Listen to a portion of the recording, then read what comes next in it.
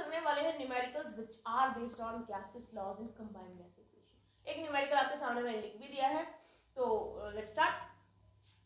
A ship on sailing in Pacific Ocean, एक ship है वो सेल कर रही है पैसिफिक ओशन में, जहां पे पानी का टेम्परेचर है 23.4 डिग्री सेल्सियस। एक बलून है जो फिल्ड है 2 लीटर एयर से, वो बलून शिप पे ही है।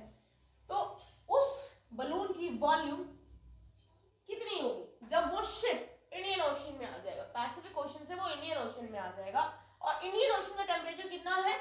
26.1 डिग्री सेल्सियस। तो आप देख सकते हो क्या क्या गिवन है। सबसे पहले हम मेंशन करेंगे कि हमें गिवन क्या क्या है, अकॉर्डिंगली हम देखते हैं कि क्या करना है।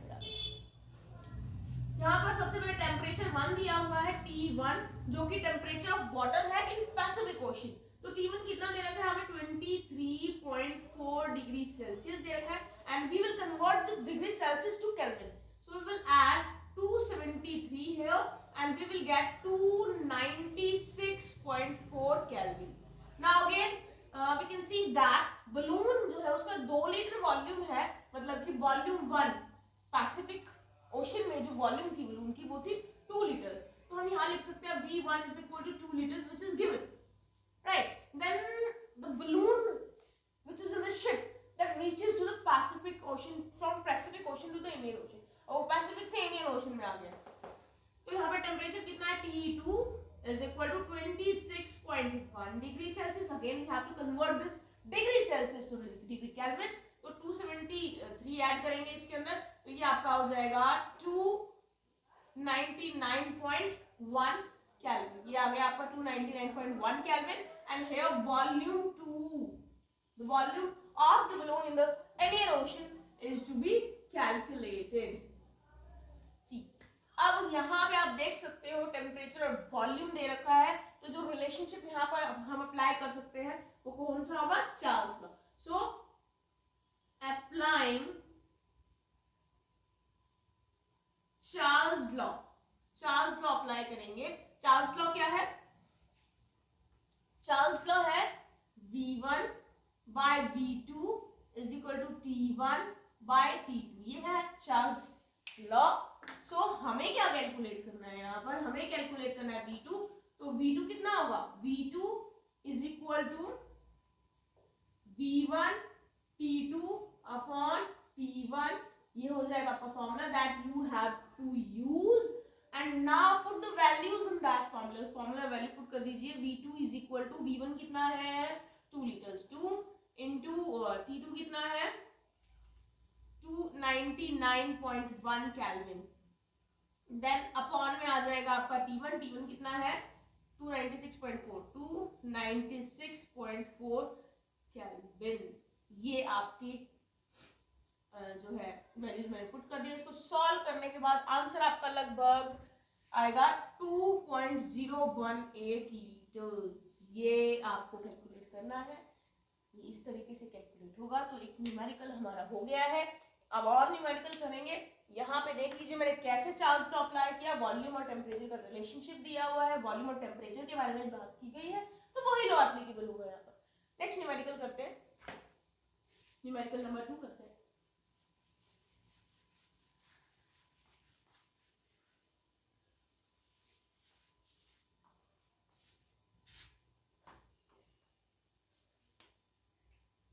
Start of with numerical 2।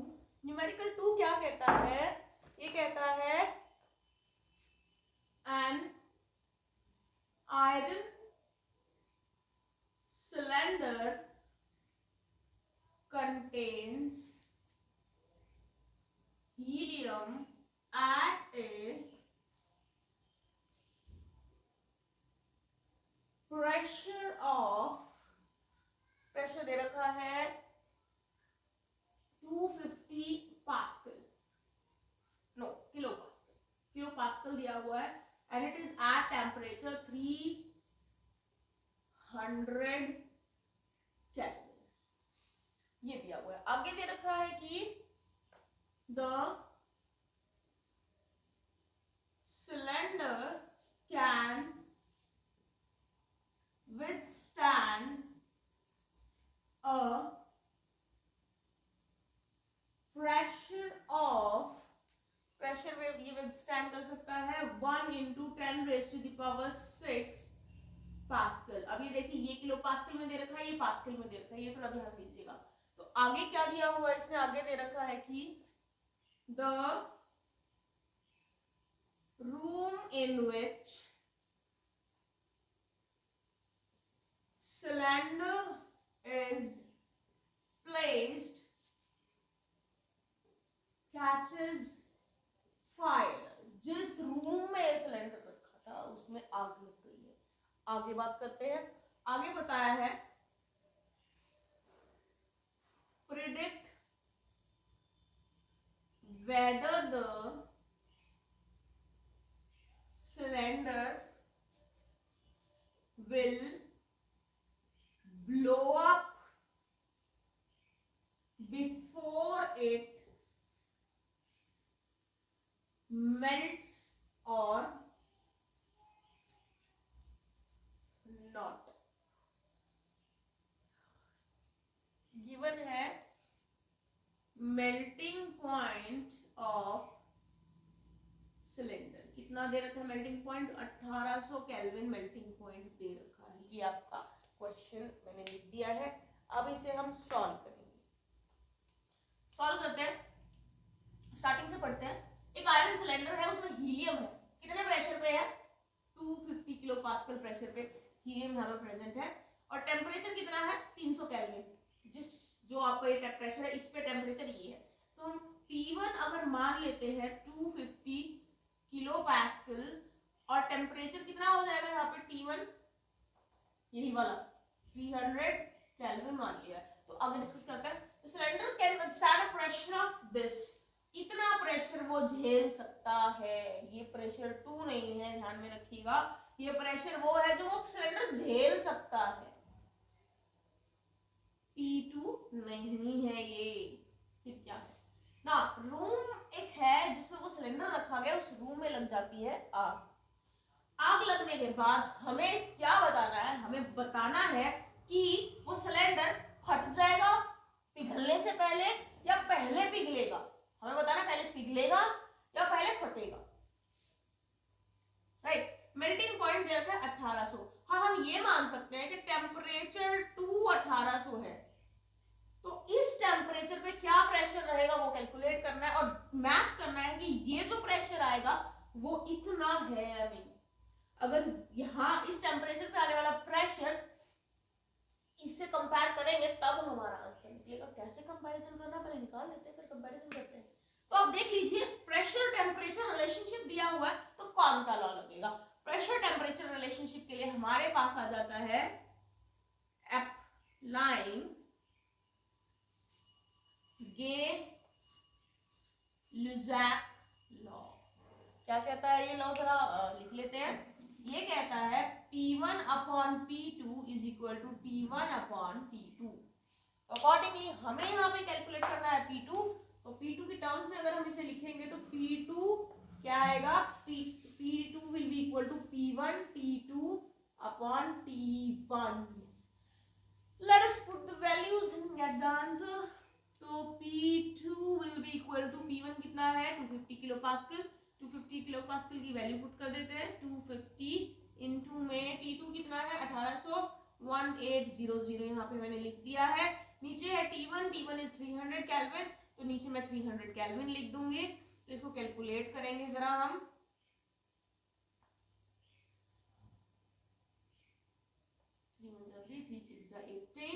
तो ये मल्टीप्लाई करके आपका आ जाएगा 1500 किलो पास्कल।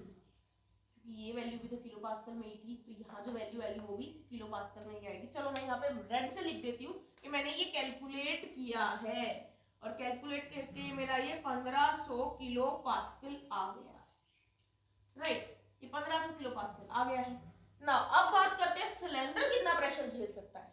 तो उसके बारे में अगर मैं बात करूं तो इसने बताया है कि सिलेंडर जो है कितना प्रेशर झेल सकता है, 1.1 into 10⁶ pascal. So cylinder can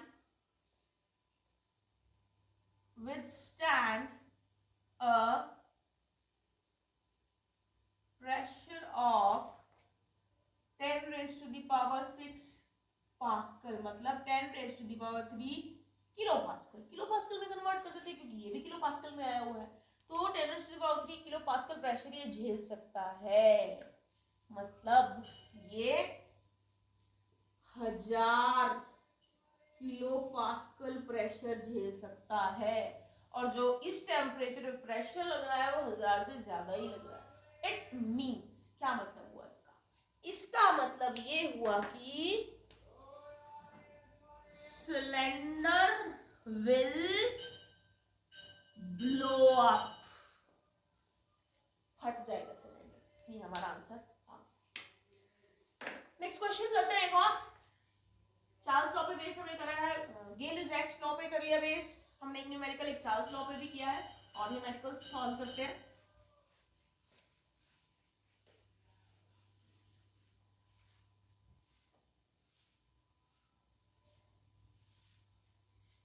third numerical solve करेंगे हम यहाँ पर। थर्ड न्यूमेरिकल क्या कहता है? An open vessel contain 200 mg of air at 17 degrees Celsius. What weight percentage of air would be expelled if the vessel is heated to, कितना heat करना है? 117 डिग्री सेल्सियस। करते हैं स्टार्ट। क्या है ये न्यूमेरिकल? एक ओपन वेसल है, उसमें 200 mg एयर है, ठीक है? तो हम लिख लेते हैं mg में एयर दे रखी है, मतलब ना भी वॉल्यूम है ना टेम्परेचर, ये mass. So we are going to consider the volume of 200 mg of air, क्योंकि यहाँ पे अगर आप देखोगे क्वेश्चन को ध्यान से, वॉल्यूम नहीं दे रखी। सो इतने mg एयर हम मान लेते हैं कि वॉल्यूम V1 ml जो है वो ऑक्यूपाई कर रही है। फिर इसने बोला है एट 17 डिग्री सेल्सियस, तो T1 भी कंसिडर कर लेते हैं। T1 कंसिडर करेंगे तो T1 कितना दे रखा है? 17 डिग्री सेल्सियस दे रखा है। तो केल्विन में कन्वर्ट करने के लिए 273 प्लस करेंगे तो ये आ जाएगा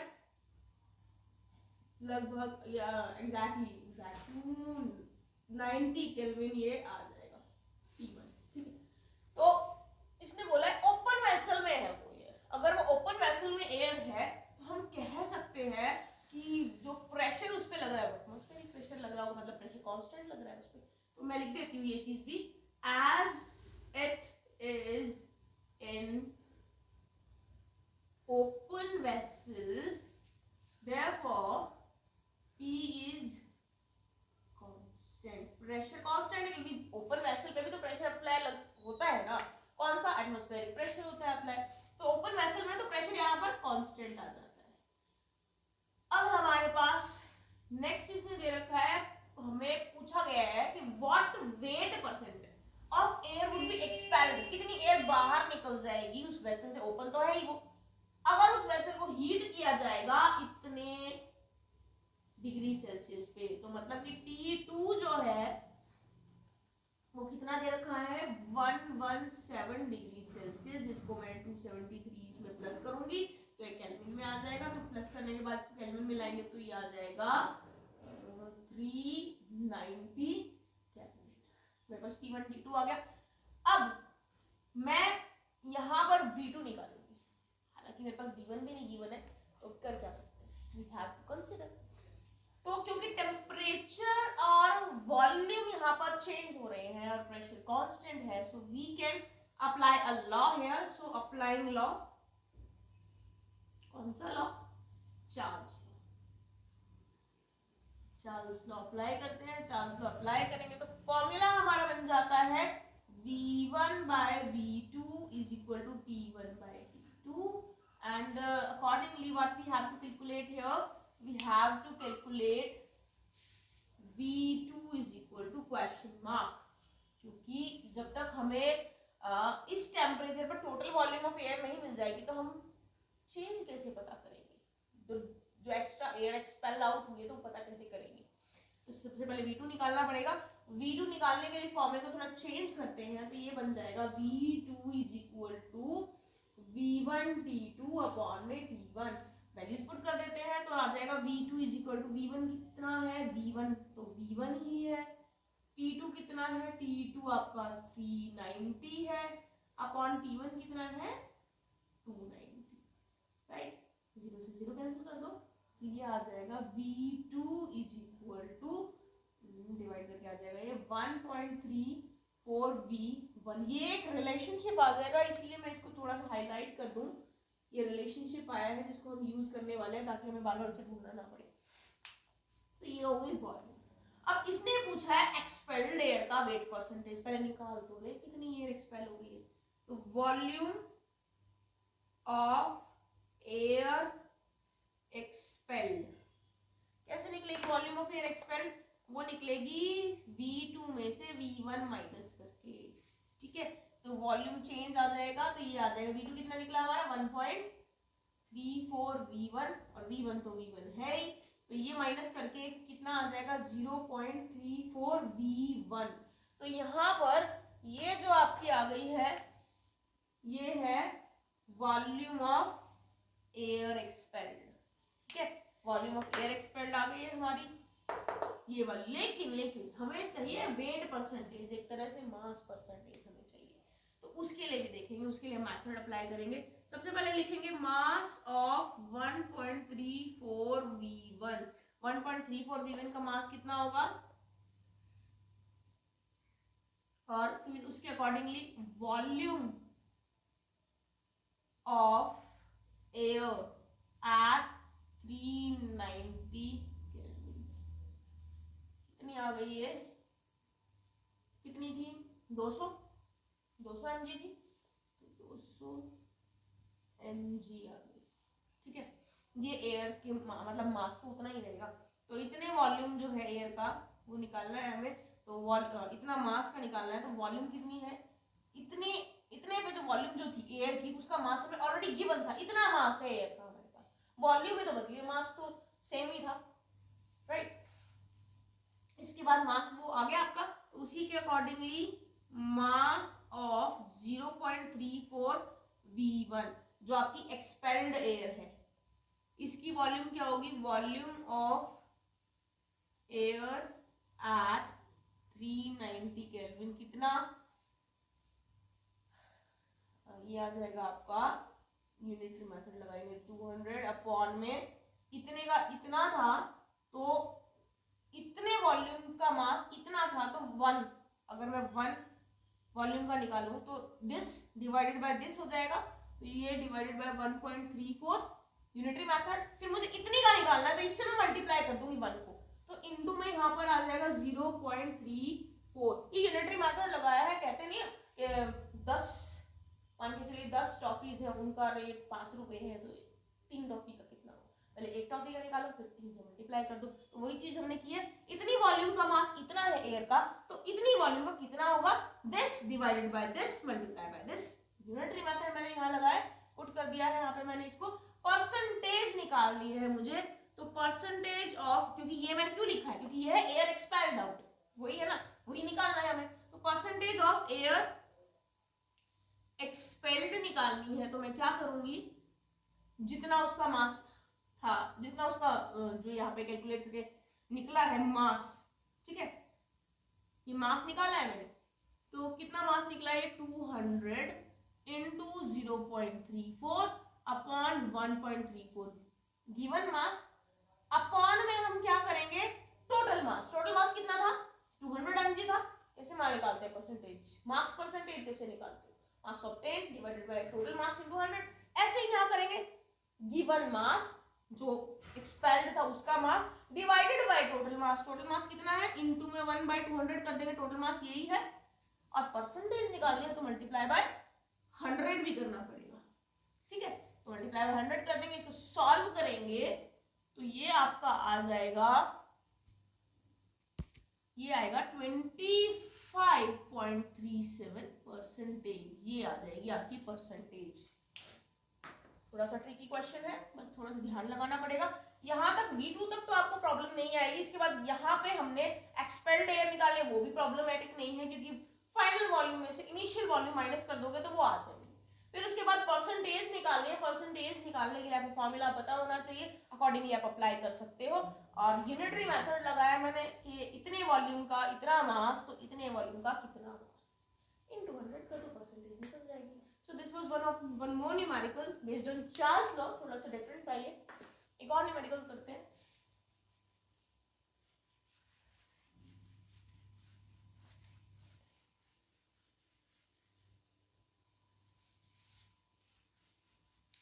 Now we are going to do numerical number 4. Fourth numerical क्या कहता है, ये कहता है 35 ml of oxygen were collected at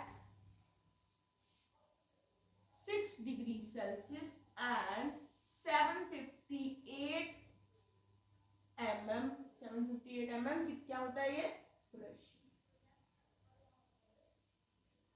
right.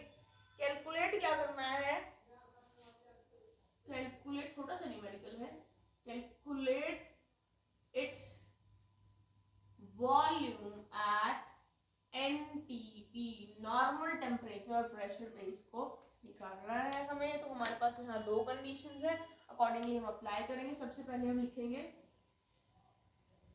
Given conditions, फिर लिखेंगे न्यू कंडीशंस, राइट।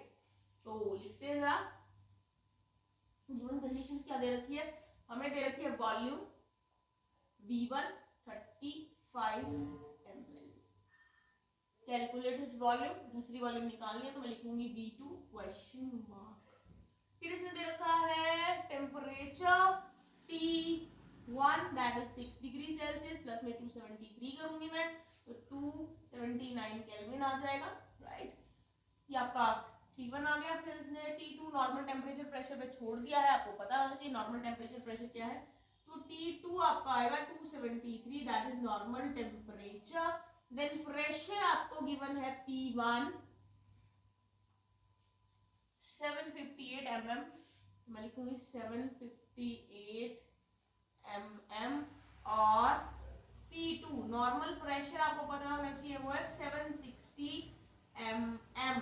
मैंने आपको पूरी कंडीशंस बता दी है। Now we are going to apply the formula. तो यहाँ पर फार्मूला लगेगा P1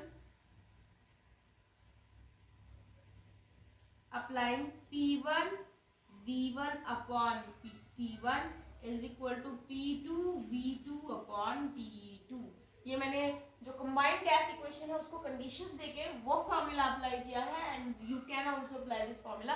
अब इस फार्मूले के अकॉर्डिंगली हमें क्या निकालना है, हमें निकालना है V2। तो V2 निकालने के लिए इस फार्मूले को थोड़ा चेंज करेंगे तो ये बन जाएगा V2 is equal to P1 V1 T2 upon T1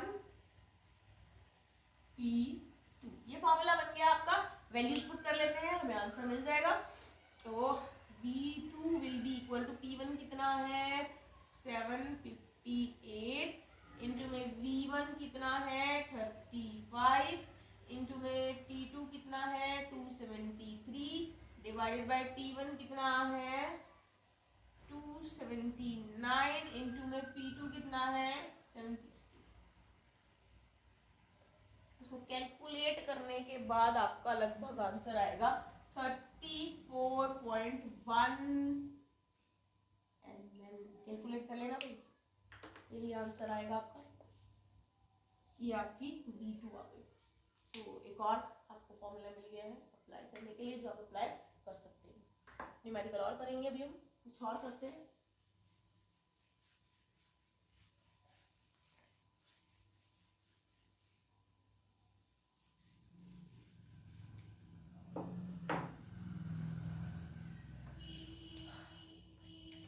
चार न्यूमेरिकल हम कर चुके हैं, पांचवा न्यूमेरिकल करते हैं।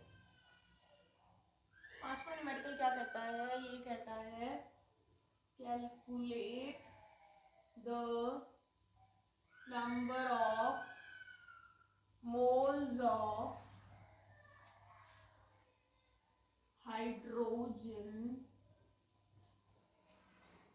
contained in 18 liter of the gas at temperature दे रखा है 27 degree Celsius temperature and 70 centimetre pressure, ये गिवन है। देन इसके अलावा गिवन है, given that R is equal to 0.0821 और इसकी यूनिट्स हैं litre, atm, kelvin inverse, mole inverse. बताई थी ना आपको मैंने ये भी, ठीक है। फर्दर क्या गिवन है,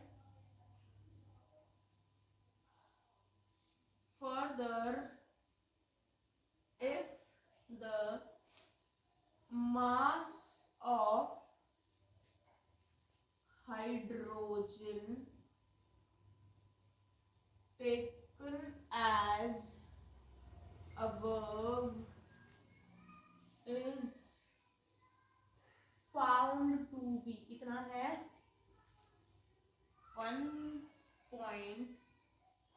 1.350 ग्राम्स। कैलकुलेट करना है, calculate the molecular mass of hydrogen। हो गया आपका न्यूमेरिकल का क्वेश्चन। Let's start now. सबसे पहले हम लिखेंगे हमें गिवन क्या है, उसके बाद सॉल्व करेंगे। तो इसने बोला है calculate the number of moles of hydrogen. एक तो कैलकुलेट कर रहे हैं number of moles of hydrogen जो 18 लीटर गैस में है।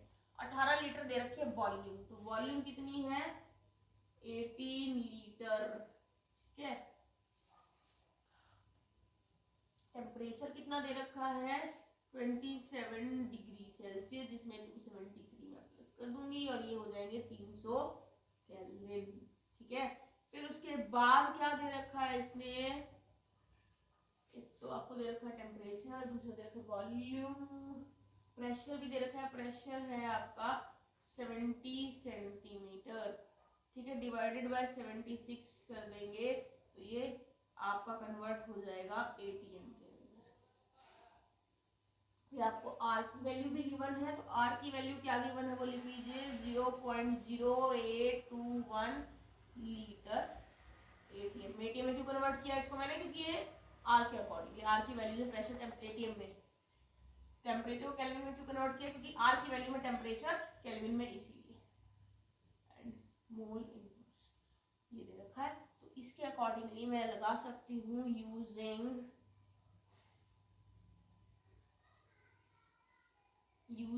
PV is equal to RT।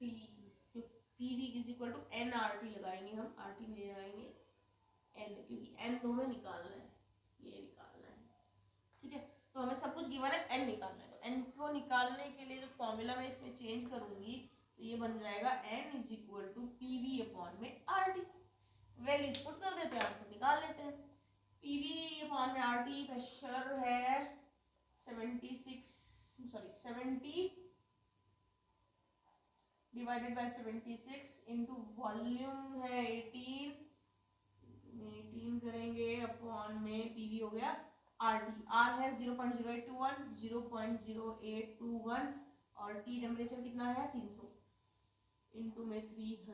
ये मैंने वैल्यूज पुट कर दी है। वैल्यू पुट करके सॉरी आंसर आपका आएगा 0.67 मोल। कैलकुलेट करके देख लेना, ये आ जाएगा नंबर ऑफ मोल्स। आपके नंबर ऑफ मोल्स निकल चुके हैं, राइट। तो वो N की वैल्यू आगे निकल गई है, फर्स्ट पार्ट निकल गया। दूसरा पार्ट निकालना है, मॉलिक्यूलर मास निकालना है हाइड्रोजन का। तो मॉलिक्यूलर मास निकालने के लिए मैं आपको एक फॉर्मूला बताती हूँ।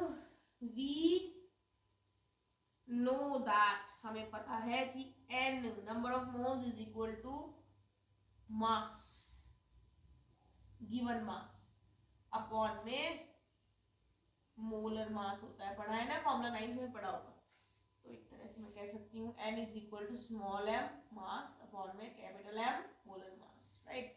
मुझे यहाँ क्या निकालना है, मुझे निकालना है m, तो m इज इक्वल टू आ जाएगा कैपिटल स्मॉल m अपॉन में n, मतलब कि मास अपॉन में नंबर ऑफ मोल्स। कर दीजिए वैल्यू को आउटपुट। मास कितना है इसमें,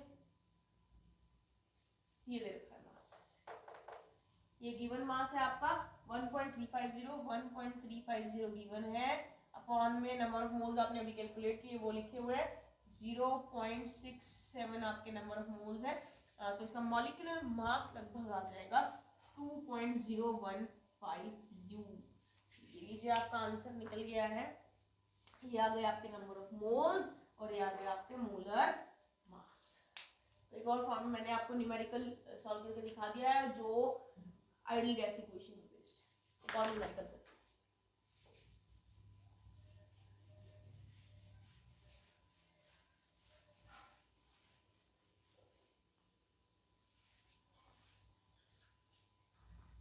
लास्ट न्यूमेरिकल करा रही हूँ मैं, ये 6th वन।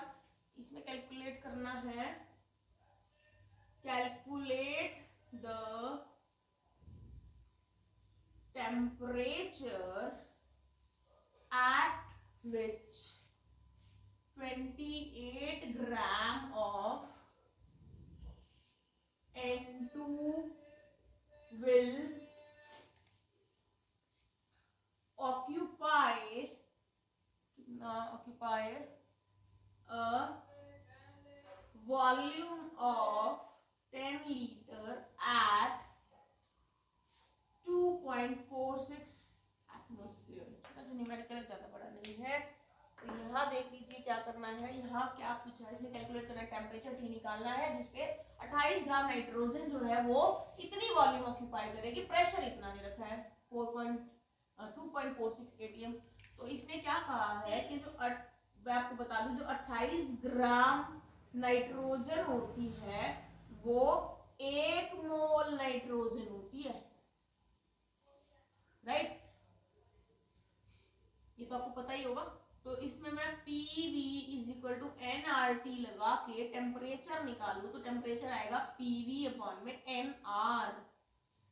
प्रेशर कितना गिवन है, ये रहा 2.46 atm इनटू में वॉल्यूम कितनी गिवन है, ये रही 10 लीटर अपॉन में नंबर ऑफ मोल्स 1 मोल होती है, 28 ग्राम में 1 मोल होती है, तो 1 इनटू में R की वैल्यू वही वाली आपने जो पिछले न्यूमेरिकल में अप्लाई की थी वही लगेगी, क्योंकि प्रेशर ATM में दे रखा है, टेम्परेचर केल्विन में निकालेंगे, फिर निकलेगा हमारा केल्विन में फिर।